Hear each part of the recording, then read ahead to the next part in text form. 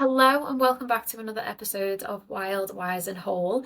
Today I am joined by the lovely Erin, all the way from the US. So thank you so much for joining me in the podcast. This has been a conversation we have been trying to set up for a long time. So I'm so glad that we are finally getting the chance to just conversate and geek out about all things female nervous system, which I'm very excited for my listeners to hear.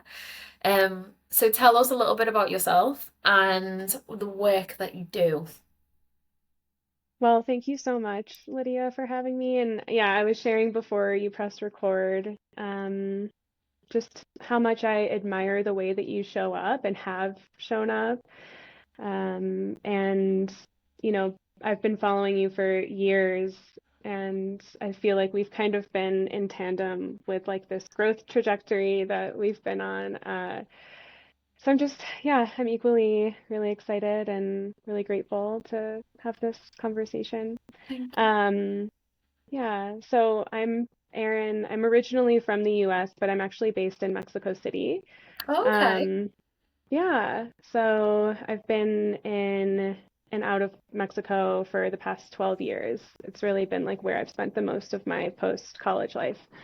Um, but I am a somatic practitioner, and my niche areas of focus are in somatic attachment therapy, so relational healing, looking at the way that we reflexively relate to ourselves first and foremost, and how that kind of ripples out into our relationships with everybody and everything. My other kind of niche area is in female nervous system healing. So, working with cyclical beings primarily, and, you know, infusing the female physiology into the support that I provide. Yeah. I mean, I love that, and there might be some people listening to this going female nervous system because I think that's something that you don't see on social media is this separation between the male and the female. And I know for me, like my training has never mentioned the cyclical aspect of being a woman. And when I reflect back on that, I just think that is absolutely wild how we can do these somatic trainings and we can do these modalities, and no one is talking about the fact that women's bodies change throughout the course of the month and then how that impacts our nervous system. So I would love you to talk a little bit about that. Like, tell me from your perspective about the female nervous system. Totally. Yeah, it can sound really nebulous. And I think for a long time I was learning and studying this work, and I was even, um, guiding clients through this work. I was able to apply it, but I wasn't even able to define it yet. It took a long time to really wrap my head around how to talk about it in a way that people will really get it without experiencing it. So I think when Mm, you experience it, it feels different. But essentially, female nervous system healing is nervous system healing that takes into account the female physiology, the female experience. The traditional somatic education that, most and also incredible people who are just incredible somatic practitioners and coaches, um, the kind of standard education that we're receiving is based on the male physiology, the male experience. And it's only been recently, within the past 3 to 5 years, that this research has really been coming out stating that, wait a minute, females have a completely different physiology. We have a different rhythm, a whole different rhythm outside of the circadian rhythm. We have the infradian rhythm, that monthly rhythm that we follow. And our nervous systems actually want to ebb and flow in tandem with our cycle. And so, what we look at is, how can we best support and guide our cyclical clients through nervous system healing, taking into account where they are in their cycle, what's going on in their nervous system based on what inner season they're currently experiencing. Some inner seasons require more down regulation, more centering safety in the body, more stimulation of oxytocin, because of all of the things hormonally and physiologically that are happening. Um, and other seasons, we have naturally more capacity in our nervous systems to kind of go right into more of the challenging material and without, being pushed out of our window of tolerance. Mm-hmm. So I hope that that provides, there's still some like jargony words in there, but I hope that that, sheds a little bit of light on what it Yeah. is. I mean, and I really want to go into each season, like, just so the listeners are aware, like, we're just completely, like, intuitively having this conversation because we've just Hmm. both knew that we wanted to geek out about the female nervous system.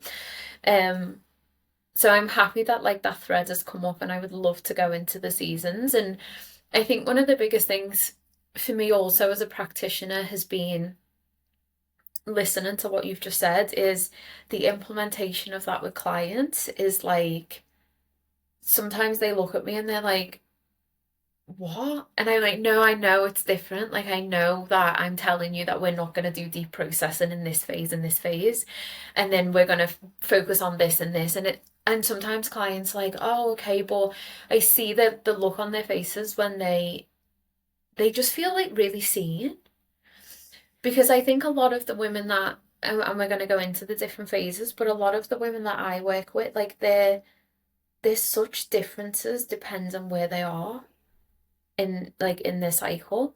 Um and it's almost like you're working with like four different versions of a client sometimes, and it's wild. And then I have some Totally. clients who have like PMDD. There's one client in Yep. particular who I'm working with who has PMDD, and the work that we've had to do and be so like on it with tracking what's happening for her so we can notice like what's helping her nervous system, what's helping these PMDD symptoms, like when she's in that week, what support does she need from me? And it's like you have to be on the ball as a practitioner, I think, when you start to bring this lens into it, which I don't think is bad, but I think it takes a lot more intentionality and presence with your clients. And I think it takes away that like one size fits all working with clients that you literally, and I know people do this in somatics anyway, but then when you bring the female nervous system into it, I think it's like you have to be so present with each individual client at each individual phase of their cycle and where they're up to. And like, that's a skill, right? Like, that's a skill to do as a Totally. practitioner. Totally. It's such a skill, and it makes me feel like it's like almost a, another level of really intentionally like doing no harm, you Mm, know, like as somatic practitioners, we just in general, I think, have a more gentle approach. We center resourcing so much more than, potentially other therapies or modalities. And so that's already there, yeah, right? That intention to like really care for where your client is in that moment and not do something to take them outside of their tolerance, right? Um, but when you're taking a female nervous system approach, you do have to show a lot more restraint sometimes, I feel, as a practitioner to like, we could go there, but like we're not going to go so far because of where I know you are and what's happening for you. And what I've seen is that actually contributes to the progress that they make. Like holding something that my mentor says a lot is resourcing is also doing the work, yeah, for sure. right? And that's something that like so many clients come in and they're struggling so much and they have this deep urge and desire to like do the really hard shadow, quote unquote, shadow work to, just stop suffering. And Mm, I think, we have to slow down to speed up. We have to center resourcing, center safety as much as possible, especially during those certain seasons, um, which actually, you see clients progress even quicker in my yeah. experience. So, Mm. I think it really takes you being like anchored in your practice to be able to implement, and like who you are as a practitioner to be able to implement these things, because like you've just said, you do get people come in and I've been guilty of this in the past, of being like, right, what are we gonna do? I'm gonna jump into Totally. it feet first. And I think especially in somatics, it's like, and nervous system work, I see this with the girls in R&R, and like they have this misconception that they should see things change overnight. And I keep saying to them, slowly, slowly, it's the compound effect. Like you're almost showing up without a result for X amount of weeks when you do this work at first, because you don't see the subtleties changing underneath the surface, and people get impatient to that. So sometimes clients might go to me, I feel like I've done nothing. I'm like, trust me, in the world of somatics, you've done everything. And it might just be the fact that you've been able to notice one sensation in your body, and that might be really amazing for your body because it's showing that it's coming online, it's showing that the trust is building, like all of these different qualities in somatics.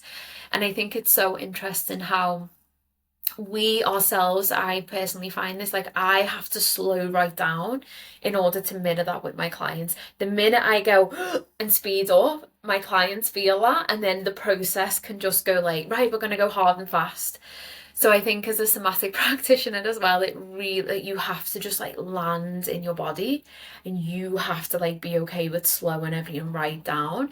And that was something I found last year with my own nervous system, was in my personal but professional life. Like I had to teach myself how to do that, because it's not easy to do that, especially if you're in your summer or your spring and your energy is high and you're like, yeah, let's go for it. And you really just have to like take a breath and intentionally slow everything down. And then I think like clients really attune to that, and they follow you, right? Like they trust you to be in that slowness of the somatic process that's unfolding, and their nervous Hmm. system's really tuned into that. Totally. What I like to tell clients is we have to slow down to speed up, Yeah. right? Um, and one of the incredible things, like this thread that you see in so many people's stories, mine included, is once you f start incorporating that somatic element, and I would love to know your experience with this too, in your own healing, how quickly you start to see progress. Like it feels like it's like such a slow burn for so long, and then like just all of a sudden you're like, whoa, I am like reacting or responding so differently than I would have, right? And it's totally a slow glow up, but when you really look like kind of in hindsight, people are making the progress in 5 years what they would make in 10 years, right? Yeah. With like talk therapy, for example. Mhm. So when you really kind of like relatively look at how quickly you can make progress when you start to incorporate the somatic element, even though it feels so slow at first, you're actually making so much more change in such a smaller period of time for most people. Yeah, I found that for sure. It's like you show up for your body, and then one day she shows up for you, and you're like, oh, yeah, I love that. And I think as well, just like last year was a testament to that, because there's two ways that you can look at it. Oh, it was a year, but actually the amount of patterns that I broke, the amount that I shifted, the nervous system healing work that I done, like I recovered from burnout in a matter of months. Like that's not something that you see a lot of people do, and it's because they're missing these qualities and these elements and these modalities that really allow your body to come into the picture. Um, and I just think it's like profound that I experienced something traumatic like a year ago in January, and then I ended the year completely different. And I just say like it's a testament to this work, because yes, I showed up every other week. I was in therapy, I was doing all the things, somatic practices, body work, like really holding myself for the full year. But you can change so much on such a deep level. Like even my attachment patterns, I know you just spoke to that, but how I showed up in relationship and I attached to people around me, I was able to repattern that, and that is just phenomenal. I think that's just absolutely insane. So yes, I do think it seems slow at first, but then you like blink and you wake up one day and you're like, oh my God, everything feels so different, and it's such a deep, like human felt, I don't know if you feel this, but like a feeling that you can't articulate into words, of just like you feel like yourself, you feel like you've stepped into a woman, you feel in your life, you feel in your body, you feel just so present, and it's phenomenal. And also, I found then things that did come up that were stressful or triggering or difficult to be with, I had so much capacity to sit with that. I could just like be with that, and then the next day I'd wake up and I'd be okay again. And I'd just be okay in the darkness as much as I was in the light. And it's so profound. And that's because of pleasure work, Yeah. right? Like we are only able to hold the darkness as much as we are able to hold the light. And for me, I like dove when I first started my somatic healing journey, I like dove real deep into the shadow. Yeah. I didn't even know what pleasure work was until I really started like studying, in more depth professionally. And I was like, oh, wow, there was a totally missing component to the work that I was doing personally. And Yeah. once I started adding that myself, I was like, whoa, like there is a felt sense, like that feeling that you were talking about, this felt sense of like, I've got me on a whole different level now than Yeah. before. So I love the pleasure work and the joy work. Like I talk to clients so much about it. And like if they say to me, I don't know where the joy is, I'm like, before we dive into any of that stuff, we need to focus on implementing joy into your life and pleasure into your life.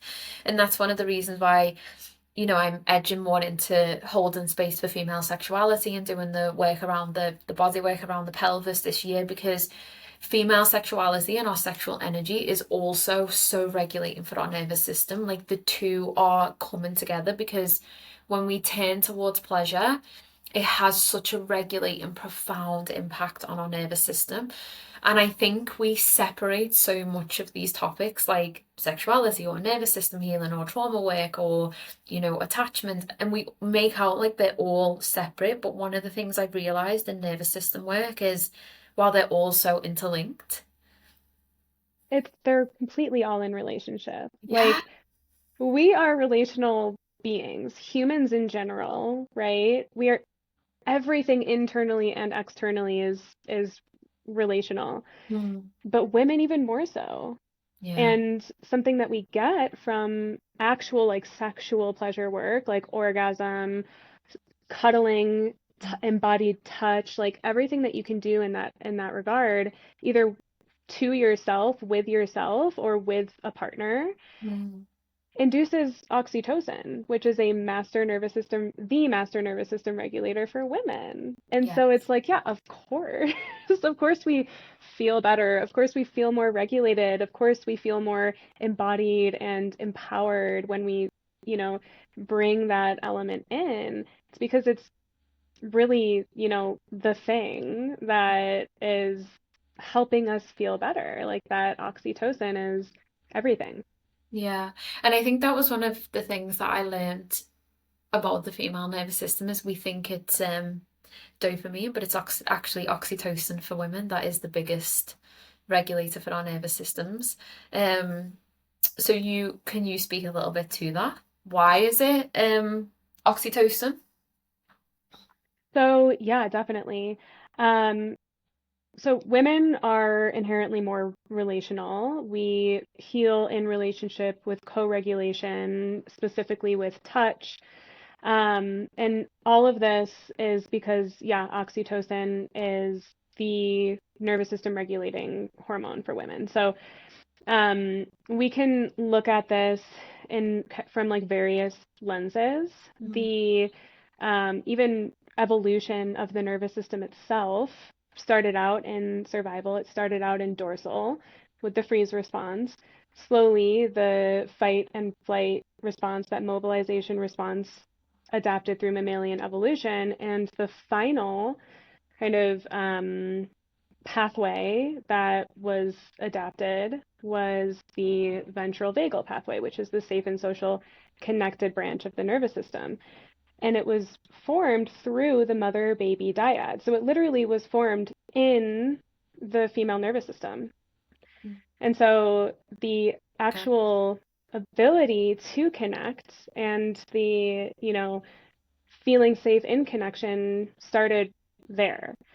So that's one, kind of element to it. And then this other element is oxytocin, within the past like 3 to 5 years, this starting to be part of the conversation that our nervous systems don't regulate from reward in the way that men's do, right? With dopamine, dopamine strives for reward, whereas oxytocin strives for connection. Yeah. So, um, yeah, I hope that helps a little bit. No, that But does. Yeah, I think because I also think that was like a big when I learned about that, that was like such a big piece of it almost made me switch a lot of my resources that I had where I think I would do things for that.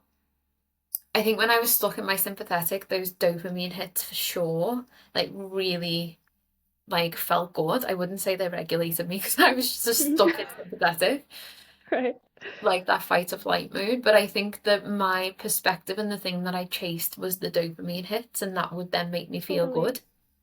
And then thinking about that as well from like my self-worth and my relationship with self, it was then those hits that I was getting would then mean something about me.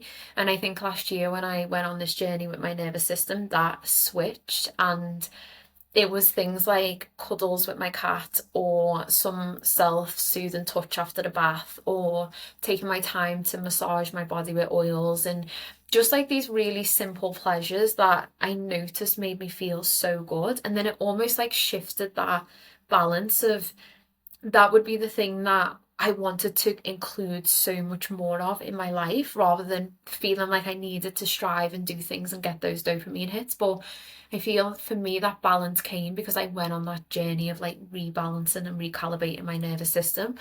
And I think it's just something so important for women to understand is like we regulate from connection because so many of the clients that I work with are starved of connection.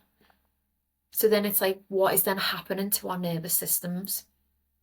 Think about it. I mean, I had the same experience, and what you find is that like you're first and foremost starved with connection with yourself, Yeah.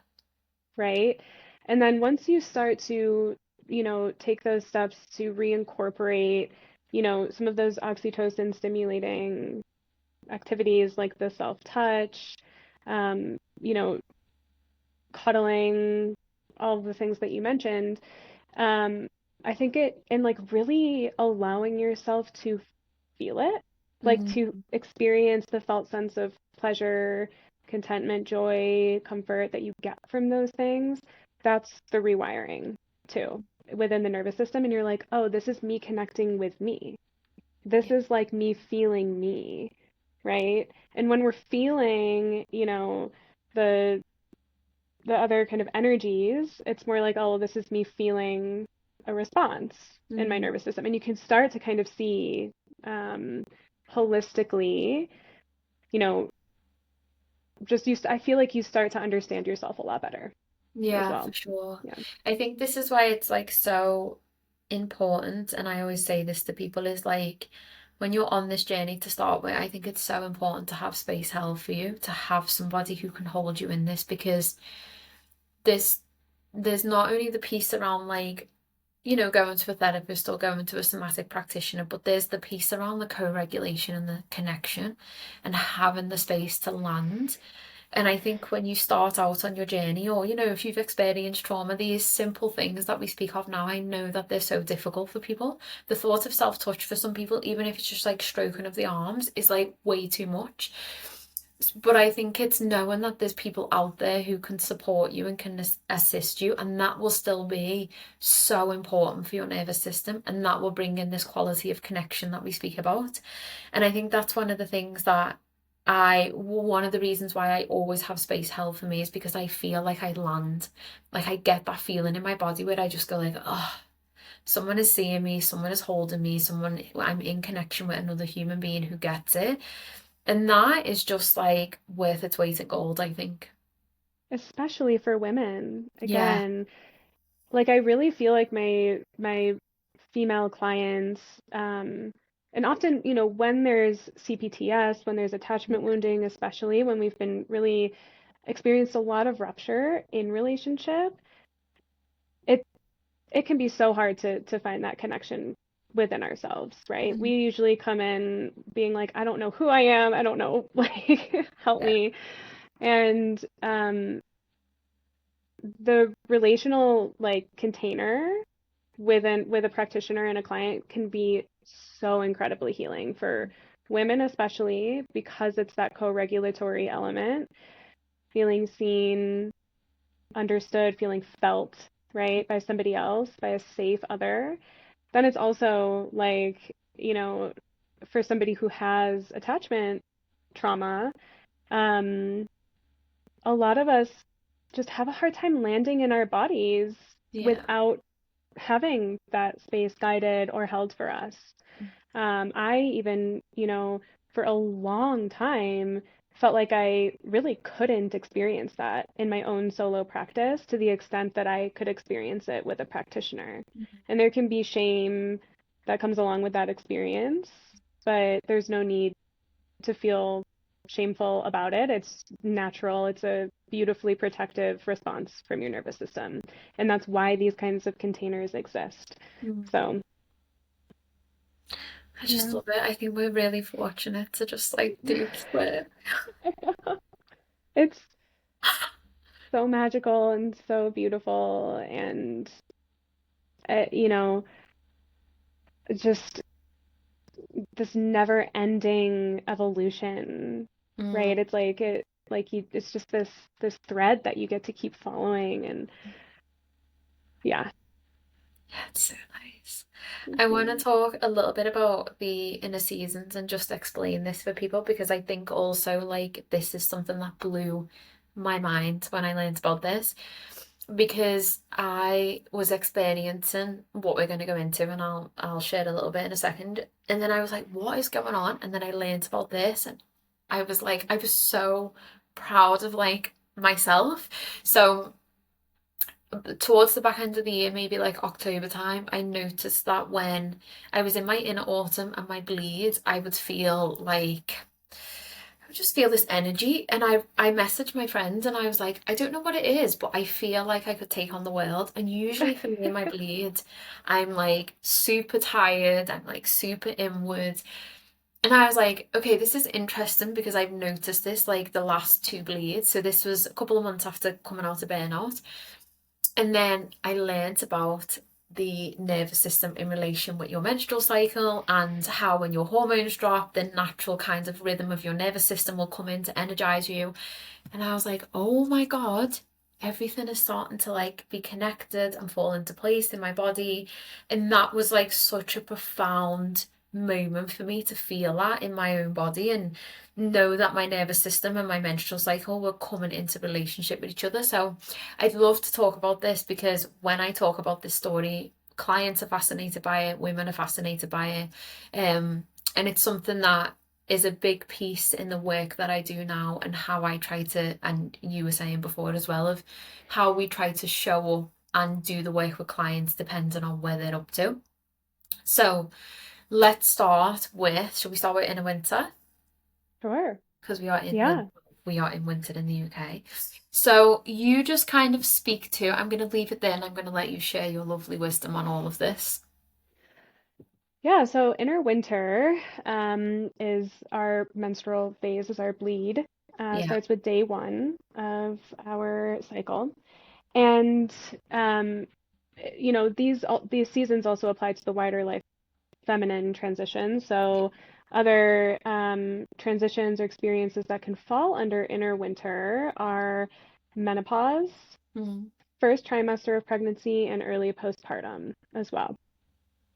So if that's something that's really important to share, I feel, because this conversation doesn't only apply to people who are bleeding. It No. applies to all women, right? And so what's happening in your nervous system during inner winter, during your bleed, is going to mirror what's also happening in your nervous system in those other transitions, those other initiations. So in terms of the physiology of it, we have a heightened sympathetic response occurring in our nervous system during our inner winter.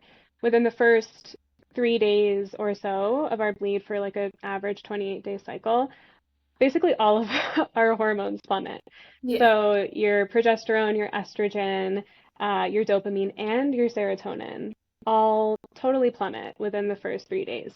So if you think about it, we have basically no hormonal scaffolding, right? Like we are lacking that internal hormonal support.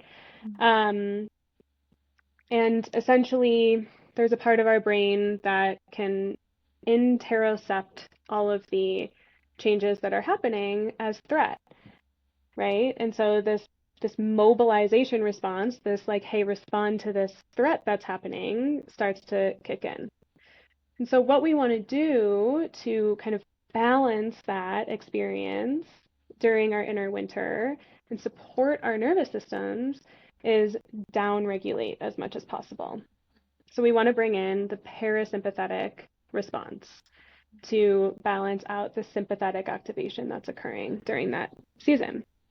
So this looks like centering safety, resourcing as much as possible, um, resensualizing as much as possible, which is literally as easy as, pausing and taking a look around to the room that you're in and taking in the colors and the shapes and the textures and the movement and the stillness and, re-enlivening your senses, your body, coming into safety, coming into presence, right?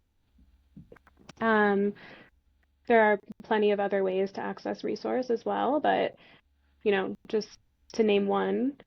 And then also oxytocin. So stimulating oxytocin as much as possible to help regulate our nervous systems during this inner season where we're needing a lot more of that support. Yeah. I think as well it's from like a breathwork perspective, some really nice gentle breathing can be really good, getting into the body, kind of making that breath quite low and quite slow is something that is really good for down regulating. And also not getting swept up in that sympathetic drive. So I teach this in art, and art is like your sympathetic is your mobilizing, but it's commonly referred to on Instagram as your fight or flight. So if people are listening to this and they don't know what the sympathetic is, that's how people can a lot of the time in content refer to it. But I don't like to do that, and I know you won't like to do that because it gives almost like that state a negative connotation and can make people feel like they always need to come out of, regulate themselves out of that sensation and that state in your nervous system. That state is so crucial. No state is wrong in your nervous system. It's just that when that kicks in, actually what's happening in that phase of your bleed requires a little bit more stillness, a little bit more introspection, like you've said, because you don't have the same capacity.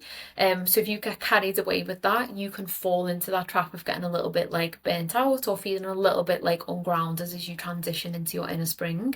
I'm right in saying that. Yeah. Oh yeah. I Yeah, mean, okay. our capacity is naturally because of all of this hormonal and physiological change that's happening within our within our bleed, our capacity is naturally at its lowest, Yeah. which means that we simply just have less tolerance, right? And in order to be able to, you know, face internal and external challenges, we just need to bring in a little bit more of that support. And we can Yeah. do that through downregulating. Yeah. And this as well, when we think about therapy and we think about trauma resolution work, this is a time where ideally you shouldn't be going into the big kind of heavy shadow work because like we've touched on, you don't have the capacity. So I always say to people who there's one client in particular I'm thinking of in the R&R, and she actually took this to a therapist and said, I know I don't have the capacity in my nervous system, and I've learned about this. So can we not go into the deep kind of trauma work when I'm in my bleed? And I was like, that is why we teach this work. So it ripples out further into these therapies. And other practitioners and other therapists are aware of this stuff and how important it is. So if you are listening to this and you're doing the work with a coach, a therapist, you're on your own journey, it's like, limit the amount of deep processing that you do in this phase, just because you don't have the capacity to hold it, and then it can take you out of your tolerance, like we've said, and then that can cause some like distress for your nervous system, which is not what we want to happen. Yeah, it is like one of the most healing things that we can do is Yeah. kind of resource and center safety as much as possible during that Yeah. season. So when we transition into inner spring. Yeah, so inner spring is like a liminal phase, right? It's like a between phase kind of, where our those more supportive hormones are starting to come back online. We definitely don't have, we're not peaking in terms of our capacity or that internal support. So what I really like to, but you can start to feel the uptick of that Yeah, energy you can. coming back in, like that actual life force energy, which is different than mobilization, Yeah. right? It feels different. Um, and so we're starting to kind of have more capacity in our nervous systems just naturally to be able to respond to internal and external challenges, and remain embodied Mm. in the face of those. Um, what I really like to focus on with Inner Spring is titration. Mm. So, titrating as much as possible, we are able to go into a little bit more of that, more challenging material. But we really want to honor that we aren't at our complete Mm. peak quite yet. Yeah. So, and titration, if for people who might not know what that is essentially when we kind of slowly integrate, um, you know, kind of dip a toe into the challenging material, and then come back to safety in the body, go into the challenging material, come back into safety. So it's more of like a pendulating. We're not like remaining for long periods of time in that more challenging space. Yeah. And I think that's like such a crucial element of any therapy really, or coaching, is like being able to bring those qualities in. And I think linking it back to what we said at the beginning, it's like you have to be so in tune and present with your clients to notice like what feels like it's taken them over the edge, and then you bring back to resource and safety, because I feel like it's so easy, and I feel like the sexy part of healing is to stay in the vortex of the stuff, and like keep going and stay in it. And so I think there's something really compassionate and really loving about bringing qualities like titration and pendulation into the work that we do. And I think it's such a lovely way to just allow your body to like get used to what it's been holding on to, and for you to get used to that as well before you like completely smash yourself in the face with it, because that's not safe for your nervous system. And I also think there's like this misconception that trauma work and healing work should be like intense and it's going to completely like derail your whole life. And it's like, no, when it's done safe, like don't get me wrong, there's periods where things feel like they're falling apart. That's natural as like you change and evolve as a person, but it shouldn't completely derail you if it's done safely, because you should do it in a way where like your nervous system has capacity to be able to hold that. Totally. And, the goal is, again, not to fix, right? Or change, but to honor exactly where we're at and learn how to create more capacity to be with all expressions of us. Like you were saying before, no response is bad, but Yeah. it's the way that we relate to those responses that make them bad, right? And that's why this is all so connected, that relational piece is like this underlying thread, right, Mm, throughout this whole thing. And I feel like cyclical embodiment is like you taking your own hand and being like, I care so deeply, so deeply and so holistically about myself mm, that these are certain changes that I'm going to bring in so that I can feel as good as possible all the time. yeah, I love that. And I think as well it requires us as practitioners knowing that we're not there to save people. And I feel like when you do this work, there's an element like you want to help people, but there's an element thinking about that, how you show up in relationship again and like attachment. I think there's a part of us that you want to save someone from your suffering or when you first start out and you have to like learn the same way you're telling clients that it's not about fixing anything that's wrong with them. It's like as us as practitioners, it's about knowing that, okay, I'm not here to save a client from what they're experiencing. And I think just even that shift and being really aware of that and staying connected to your body when you're holding space for people and like what you're noticing is so important because if you are in that savior energy, that's where you can push someone too far because you want to get rid of or you want to fix what's happening for them. And that's where you kind of lose the element of the somatic and the real like presence and connection and just walking side by side with a client. So there's so many things that are kind of happening from a body-based level in space when you're working with somebody that is just like so crucial to the journey for the clients, but also you as the practitioner as well. And so, this is why it's so important for us space holders to be doing our own work. It's Sure. so crucial. And, the more I heal my personal CPTS and attachment wounding, the less I show up like that with my clients, right? I think, and it's an evolution, but it's, if we can, yeah, stay in our bodies and be like, if if I know that I've got this, I know that you've got this. Like we don't have to, there's nothing that we need to fix here. Yeah. But it's a journey, and I think it, you know, hopefully the idea is that we continue to expand within that as Yeah. practitioners, the longer we do it and the more we invest in our own work. Yeah. So tell me about inner summer. This is the peak. Yeah, This is the this good is the time for trauma peak. processing your inner summer. Yeah, yeah. So inner summer, our ovulation phase, this is where our hormones, those supportive hormones, are peaking. Estrogen, especially, dopamine and serotonin.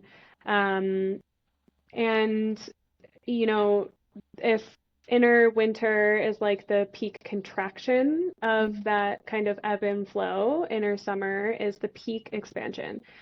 We naturally have more access to the ventral vagal, the safe and social branch of the nervous system. So we are, you know, all signs are pointing towards procreation. We're feeling more magnetic, we're feeling more energized, we simply feel safer in connection with others during this phase. And all of this is kind of pointing to just us having more nervous system capacity, more life force energy. And, whether or not you want to have babies in this lifetime, the health of, one of the health markers for women is our ovulation. And so it's, considered one of our vital signs. Whether or not we are ovulating is incredibly important to our overall health and well-being, um, whether or not we actually want to conceive. So that's also something really important to name. What happens is you know, if we are revved up all the time, living in one of the F responses, if we're experiencing chronic dysregulation in our nervous system, either like fight, flight, or freeze all the time, our bodies are being flooded with adrenaline and cortisol, which are hormones that are going to be competing with our ovulatory hormones. And so this is how looking at the health of our ovulation will actually kind of be a window into how much chronic dysregulation we're living with. mm. Yeah, it's so fascinating. And I think as well, it's like from the perspective of the energy in summer, I think I know it's like counterintuitive, but I find just like moments of not even rest. I wouldn't call it rest in my summer because I feel like I have the energy to be able to go. But I think just finding the moments to like take a breath and get some stillness because I feel like that in a summer can the wave is so amazing, but like if you keep running with that, there's like the element to feel a little bit like not burnt out, but a little bit like tired, and then you can almost crash into your inner autumn, which is where we started down again with our hormones. We kind of like fall off the ledge. So I think inner summer is like such an amazing time in our cycle, but I also feel like we take so much on in that phase, and then we naturally start to move down, don't we? um so it's like a real, yeah, I think there's like a real balance to like somatically being embodied in that season. Like it's amazing, but I personally find I don't like my inner summer and my inner spring anymore. Not so much my inner spring, Interesting. but I don't like my inner summer. I used to love inner Interesting. summer and now I don't.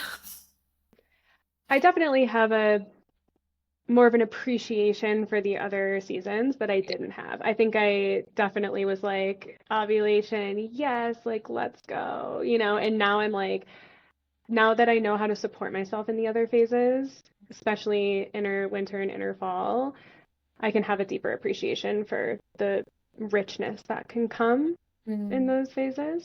yeah. But yeah, I mean, inner summer has its own gifts for sure. And I think a challenge there can also be like run until you know, burn yourself out or do. And I think it just goes back to listening to your body, listening to your capacity.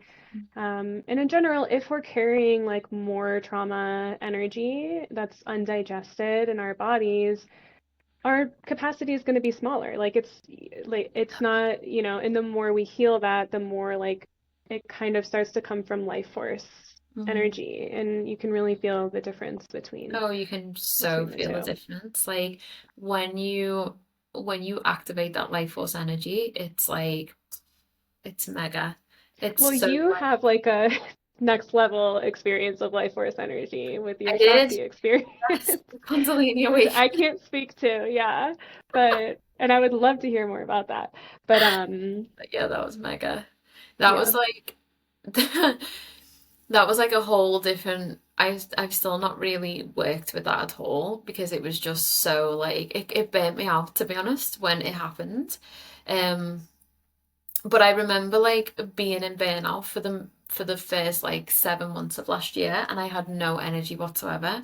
And then I remember when I started to come out the other side of that, and that natural energy was there. Oh my God, just to wake up and not feel tired. Like I was so grateful. Like I think a couple of times like it made me emotional and I cried because to feel that fatigue and to be burnt out and to feel like you're so ill and nothing is working is like it's a horrible feeling. It to be ill in your body is like it's so uncomfortable, and to be tired all the time, like out of all the symptoms I experienced last year, it was the tiredness and the fatigue, and I would just call my friends and cry, and I would just be like, I can't do anything. I feel like I just need to go to bed and I need to sleep. But obviously, I have bills to pay. I'm a single woman. I've got things to do. I've got a business.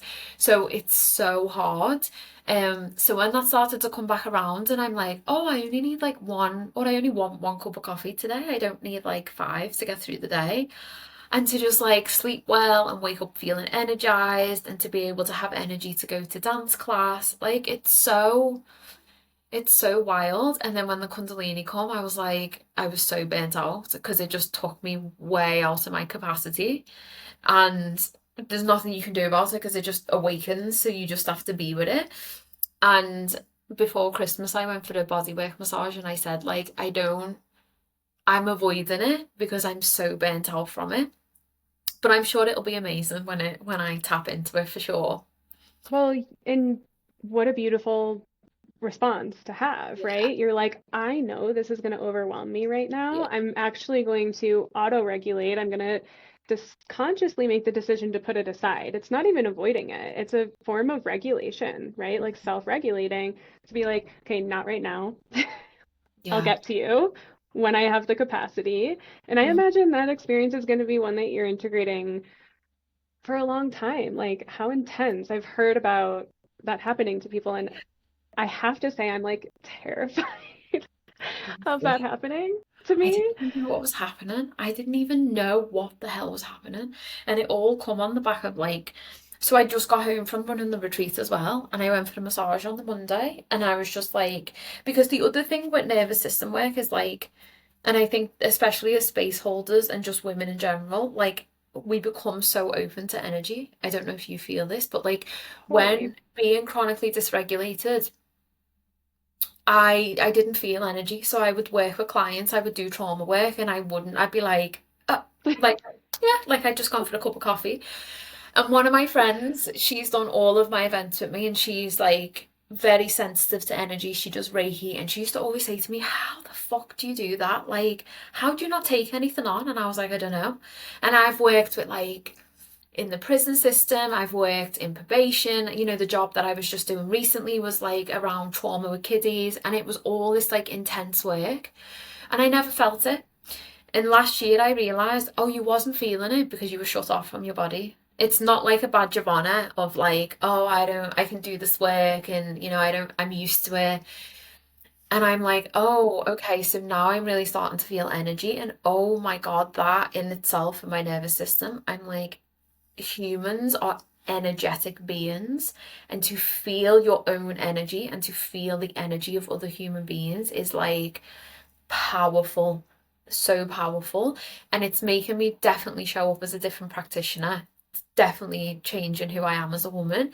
But like, even that to get your head round is like, it's almost like you defrost. Oh my Like, God. That's what it is. It's like I tell clients this all the time that this work is like a slow melting. yeah. Yeah, it's a defrosting. Yeah. Yeah.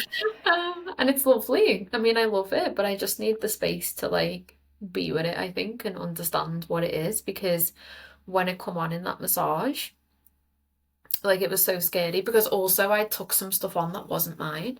So like from that retreat I was doing breath work, and because I was so open and I was in the room with all of these women, it's the first time I've ever worked with a client and I felt something in my body and immediately I was like, that's not mine. And I was behind a client and I was like, I know that that's not mine. And even that unsettled me because I was like, I've never experienced that before.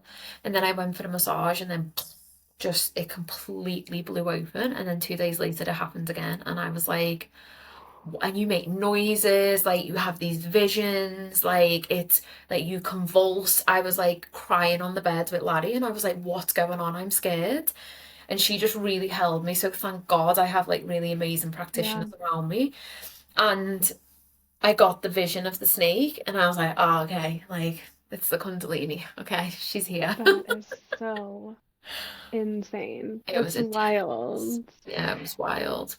You know, I saw a clairvoyant. This is an aside, but I saw a clairvoyant this year who's really well known in the States. She's like a 2,000 person wait list. I waited Wow. for my appointment for a year. And it was one of the most like unbelievable experiences I've ever had. I'm not like someone who goes to clairvoyance, but she tapped into her clairvoyant nature because she had a Kundalini awakening like 20 years ago. Yeah. And so I'll send you her podcasts. She's done Yeah, a few and they're like incredible. You might like to hear yeah, I them. love But that. Yeah, that's anyway, I know I'm trying not to like because when I Googled it, it was like your Kundalini makes your life fall apart and it's like right. dark and it's so heavy. And I just messaged Matt and I was like, Matt, I think I've just had a Kundalini awakening and I'm terrified that my life is about to fall apart again. And he Yeah. messaged me and he was like, don't read stuff online. He was like, just practice what you do, be with your body, get to know this energy, and she will guide you to where you need to be guided. And I'm like, okay, That's it's beautiful. trust, isn't it? It's like whatever we experience in our body. So we have to have this element of trust. And I think even as practitioners, as we peel these layers back and we get more attuned to ourselves and we experience these different things, it keeps coming back to like self-trust and it keeps coming back to just being with yourself without like judgment. Yeah, that self-trust, that relating to self, how am I going to relate to this experience that I'm Yeah. having?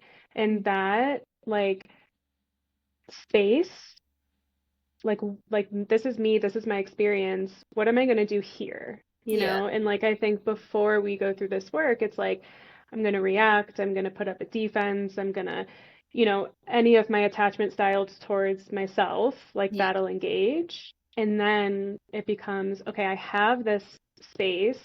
How do I want to relate to this? Do I want to be a loving inner parent, that wise adult me, non-judgmentally holding space for this experience I'm having? And I think that changes everything, Yeah. essentially. For Yeah. sure.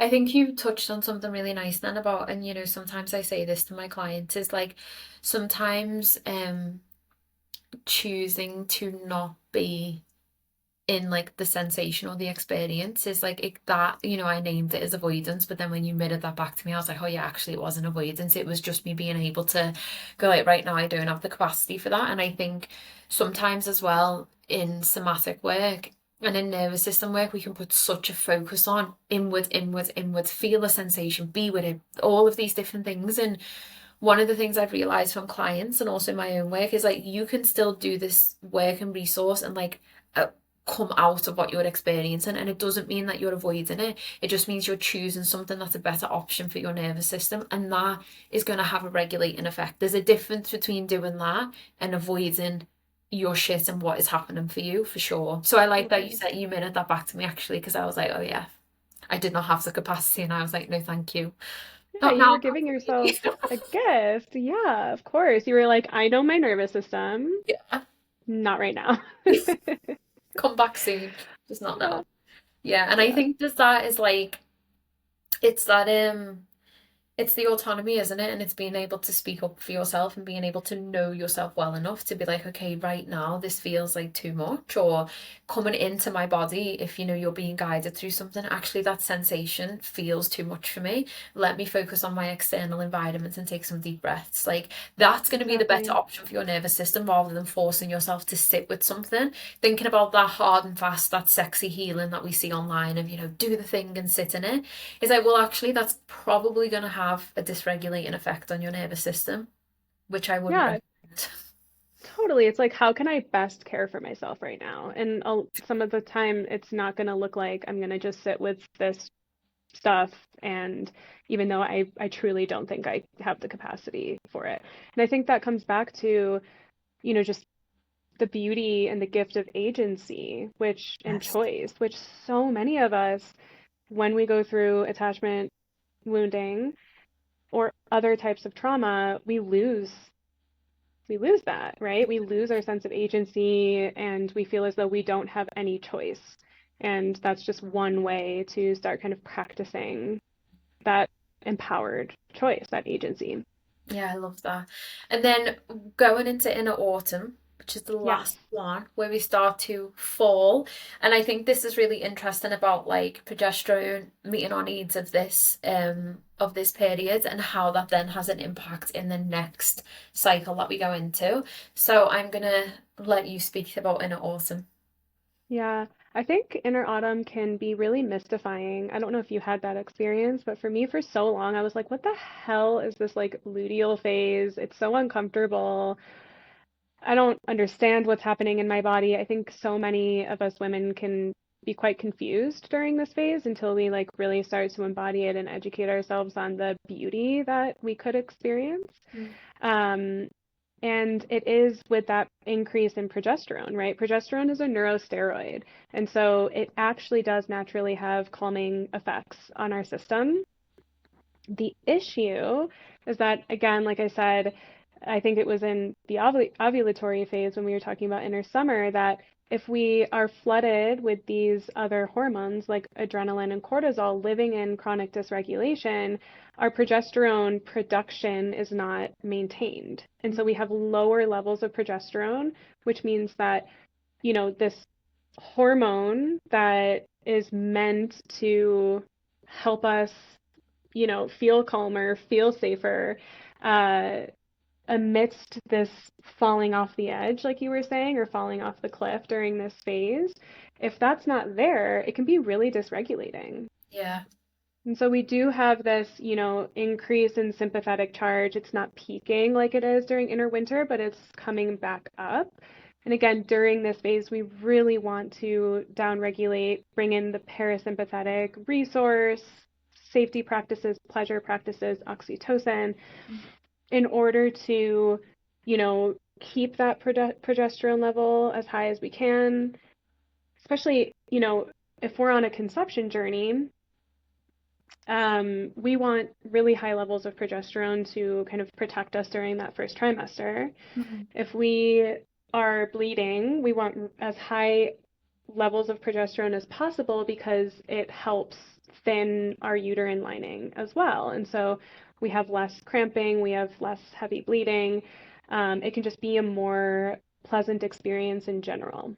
So, you know, this is where it becomes a really holistic journey, which is the more we embody each phase and listen to our bodies, bring in that nervous system support, do nervous system healing work in general to come out of that chronic dysregulation as much as possible. That symbiotic relationship between our nervous system and our endocrine system, it's just so overall healing, right? We're healing trauma in our nervous system. We're healing our cycles. We're no longer having challenging symptoms, PMDD, problems with conceiving, challenges in perimenopause, menopause. I mean, it ripples out. Yeah, for sure. It's so big. So, And this is one of the things, I don't know if you can speak to this, but one of the things that or the clients I'm working with PMDD, that we're tracking is we're bringing this nervous system piece in. And obviously we can't monitor it in terms of like actual levels, but seeing if we can do a lot of down regulating and soothing and safety work in the the the month, so in the autumn, like just before she transitions into it, but that week what we're trying to see is if she can manage doing some like down regulating work, and if that then impacts because of the hormone levels, impacts the next inner autumn that she's having and these symptoms of PMDD. And so far it seems to be working, which is crazy. So beautiful. like when I first started working with her, and I know she won't mind me speaking about this, but we had a session and it was really, really bad, her symptoms. And it's ever since then, because that was when I saw it, because I didn't know about it up until that point. And ever since then, we've been super, super intentional. We're trying to bring this nervous system piece into it. And I've never seen her that bad again, and she's not being that bad again. So she still feels the spikes, and she still feels, as she describes it, like that drag when she goes into it in the autumn with the when the hormone changes. But it's not pulled her down anywhere near like what it has. And honestly, sometimes she comes into session and I'm like, wow, like, and she's been to doctors, she's begged the doctor to send her for support. She's been referred to as a gynae, and she's like, how is that going to help me? Like, there's something more going on in my body here, and like no one is helping me. And it seems like this work is the first time like we've been able to really honor what's going on in her body, and also like not shame the symptoms of PMDD or not hide those symptoms and not hide who she shows up as that week, because that's a part of it. And even that's been so liberating for it, is to be like, okay, this is a part of me and this is something that happens to me, and like I'm not going to shame it and I'm going to bring it into space. And it's been so healing. Isn't that wild that you can reduce symptoms of PMDD? Like, that's mad. I have so much that I could say based on what that client experience and like the Wow. incredible work that you're, you know, navigating her through. And I've seen it as well with clients. I had PMDD myself. I don't know Oh, if you have really? ever had that experience. Yeah, but I tried everything. I tried cycle syncing, diet changes, exercise, all of the stuff, nothing helped. Um, and I see it in with clients all the time that their symptoms start to reduce, especially during that luteal phase. Our luteal phase is considered like the report card of our cycle, right? So like every luteal phase, we can kind of check in and be like, the previous month, like how much did I honor my Yeah. cycle? And it'll kind of give us, a good indication.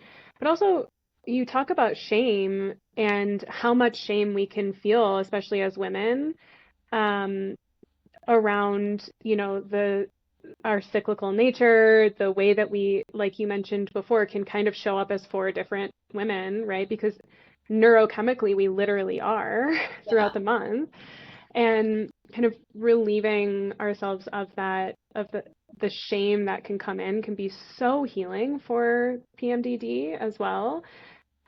Shame is an inner winter experience. It's a, physiologically, um, but I think what's so beautiful about healing shame in the nervous system is how much we end up stepping into our healthy aggression and our expression of anger. And that is such a beautiful luteal phase, you know, energy, because it's in that phase where we start to be like, no.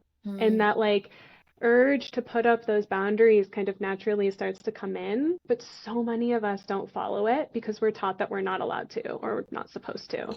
yeah, And for so sure. using the energy of the luteal phase to do that, shame work and healing that response can be incredible. Yeah, because shame is so dysregulating as an emotion anyway, isn't it? So it's just like Incredibly. shame being stored in the body, or when a human being feels shame, it's naturally going to dysregulate you. So if you're holding that in terms of parts of self and experience, you're stuck in this dysregulating loop almost. So to bring it in heals, like you said, and then we can then step into like healthy aggression, which again is another massive sign that your nervous system is healing. If you're somebody who's stuck in freeze or you're stuck in fawn and then you're able to access healthy sympathetic, huge indicator that the work is working.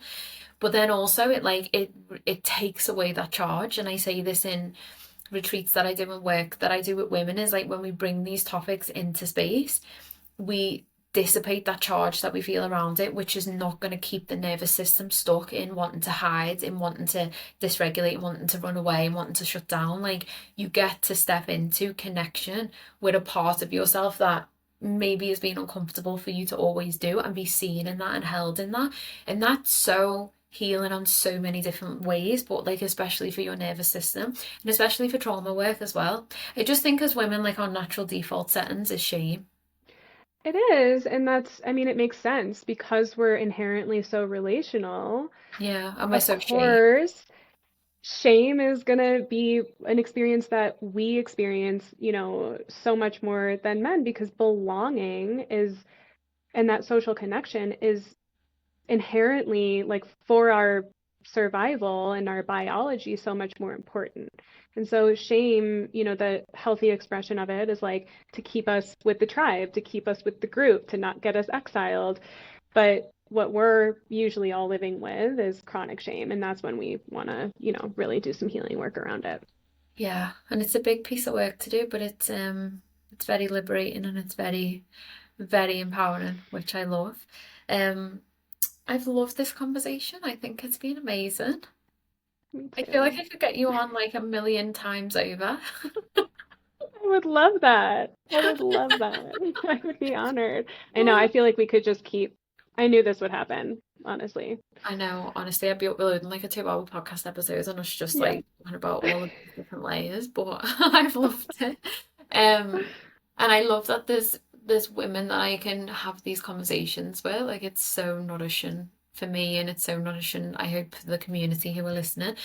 And I really, like, my intention was to bring these types of conversations into the forefront so women can understand their bodies and understand their nervous systems and then advocate for themselves in therapy or healing or any of that stuff. So thank you so much for being here. Is there anything else you would like to add or say before we go, before you tell people where to find you? Anything else? I mean, I think, we covered so much. Yeah, we did. But yeah, just thank you so much for having me on and for, having this podcast, this space for women to come and co-regulate and, Yeah. feel seen, feel less alone in their experiences. And yeah, it's really beautiful what you're doing. Thank you. Oh, one of the last things I want to ask, I need to get in the habit of asking people this. What does it mean for you to be wild, wise, and whole? Oh God. It's a big question. Big question, you can break it down. Um,